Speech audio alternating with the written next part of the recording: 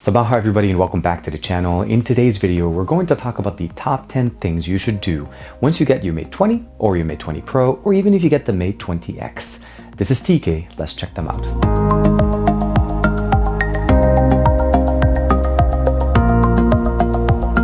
So I've had the device for about a week now, and the list that I'm sharing with you guys today are the things that I needed to do to get this device up and running for me. The first thing on the list is a custom launcher. I'm not saying that the default EMUI launcher is bad. I'm just saying if you're not comfortable or you're not satisfied with the options that you get there are options on the market specifically for Android to change your launcher. For me, it's Nova Prime. I've been using it for years, and I pretty much install it on every device I use after a couple of days of initially just checking out the default launcher and seeing if it's able to meet my requirements. And one of the main requirements I have is the ability to have gestures. Gestures specifically that you can customize, meaning I can actually install, set up different things, and Nova can go even further than what I'm showing you guys here, and it's really functional. Now, the ability of changing the launcher is not very simple. You do need to install the launcher, whichever one you like. There's again other launchers. You can go into the app section and then go under default apps. Now, if you're running the Chinese variant of this device, you may not have this option. Just keep that in mind. This is a European model, and this will allow you to at least go into launcher and then select between Huawei Home as well or Nova Launcher. So for me, I set this up, and now every time I hit home, it takes me here.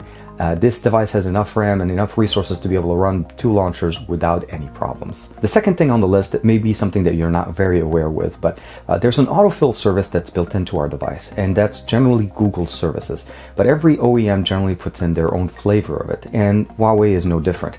If we go into our device and we just look for the option here, we'll go search and then type in the word autofill. So here it is, auto and then fill. This is the functional service that automatically tries to autofill passwords. Now, Huawei does put in one by default, and that's called the password vault, and it'll save all your username and password for your accounts directly into this.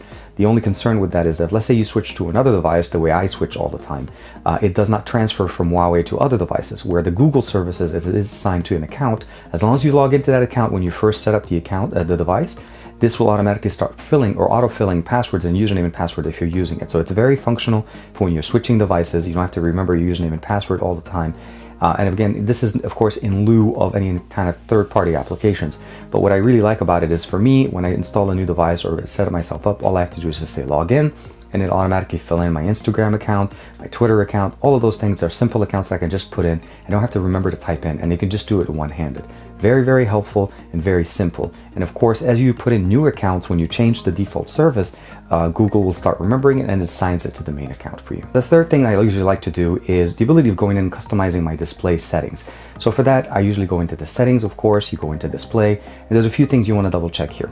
Screen resolution by default is set to be smart, meaning it translates between 720, 1080, and 1440 automatically to be able to give you the best experience. Now, this is auto-tuned for it to be basically in tune with a better battery life built in with the EMUI.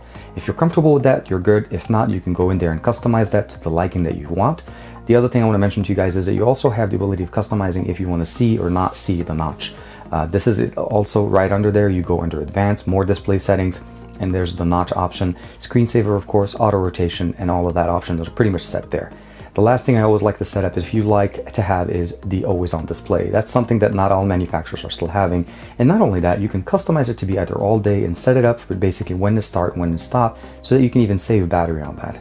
And of course, all of this is really cool because this is an AMOLED panel, so it only keeps the display on for the things that you need. So what you do is turn it on as all day, turn off your display, and then you'll notice right away, on top of the fact that we have the fingerprint sensor that kind of comes on whenever you need it, you'll notice the always on functionality, the battery and notifications will start showing up on your screen.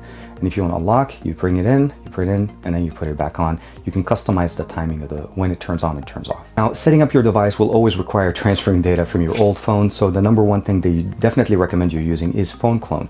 So under System, there's a button here that says called Phone Clone. You download the same application from the Google Play Store or even from the iOS from the Apple Store.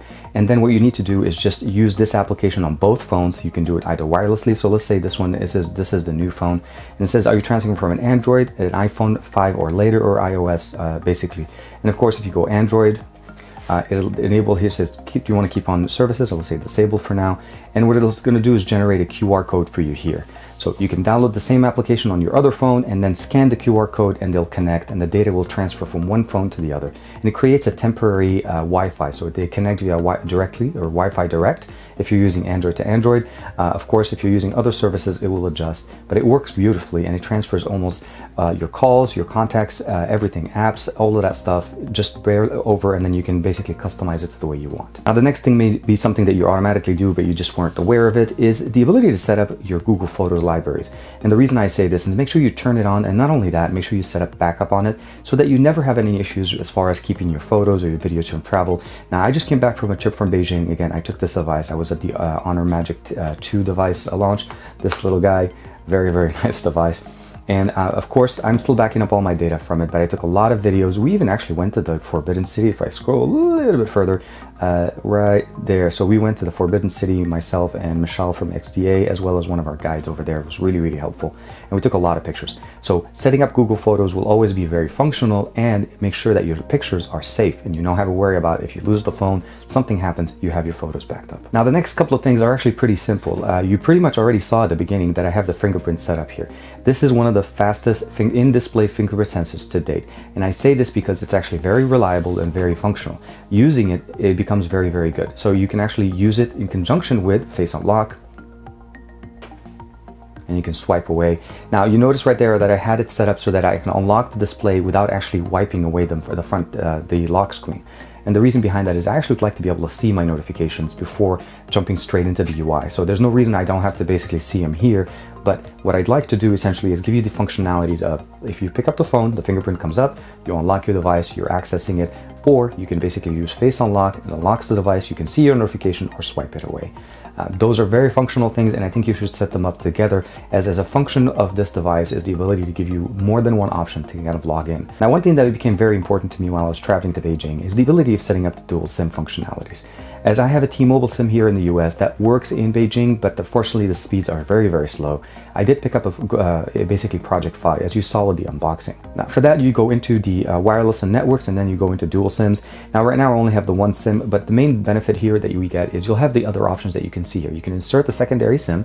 You can configure which SIM has the mobile data. So when I landed in Beijing, I transferred it over to my Project Fi card, so I was running my data there.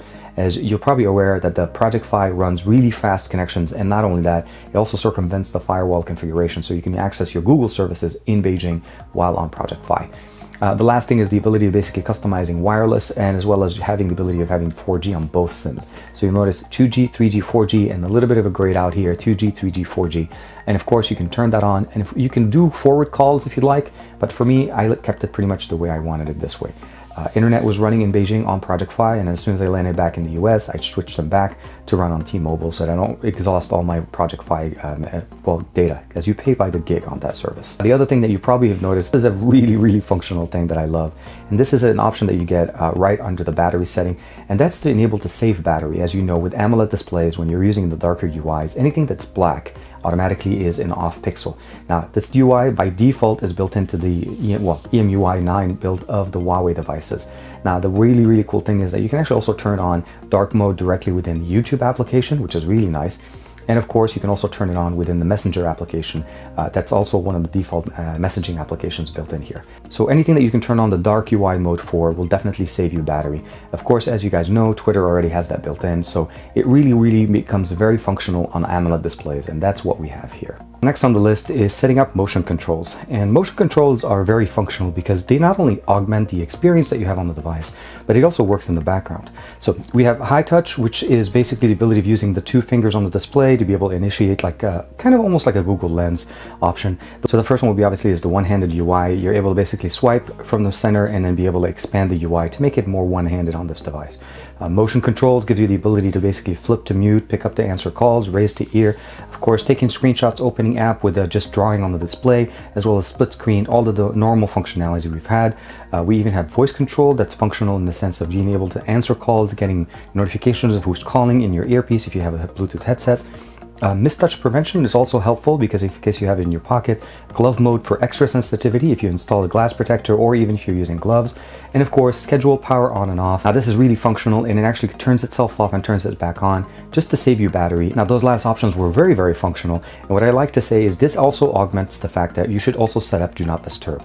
Now Do Not Disturb is a very, very functional service that you can turn on by itself to just stop all the notifications, or you can set it up to be on a calendar or an event. So for me, I have it on a schedule. schedule. So basically Monday through Friday schedule as well as a Saturday and Sunday schedule. And of course, the way you customize it is you can only also allow only priority calls, meaning people that you have favorited in your contacts, or people that call multiple times right after each other. So if they call twice within 30 seconds, the phone will let the call go through and you'll be notified. And you can define basically priority interruptions, what they mean. For me, it basically calls, favorites call, as well as messages. I said no, but repeat calls will go through. Very functional, and of course you can set it up so you can help unwind at the end of the day. The last thing that we have here is the ability to set up aptwin. Now, on top of the fact that we have private space, as far as app lock, you can set all of these things to customize the security level and also create multiple profiles for that. But where I find aptwin to be is a little bit more functional, especially when you're traveling. So you can go in under the app section, go under aptwin. There's obviously app gallery assistant.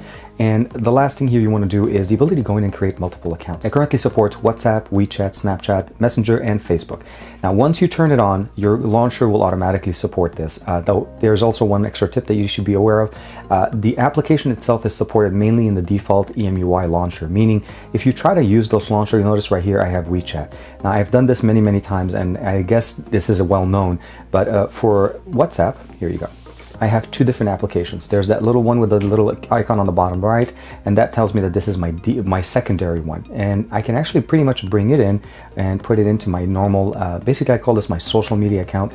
The only problem with this is over time, when I restart my device or if I leave it long enough, this icon will go away and you'll end up having to search for it. But if you're running the default EMUI launcher, you don't have to worry about it.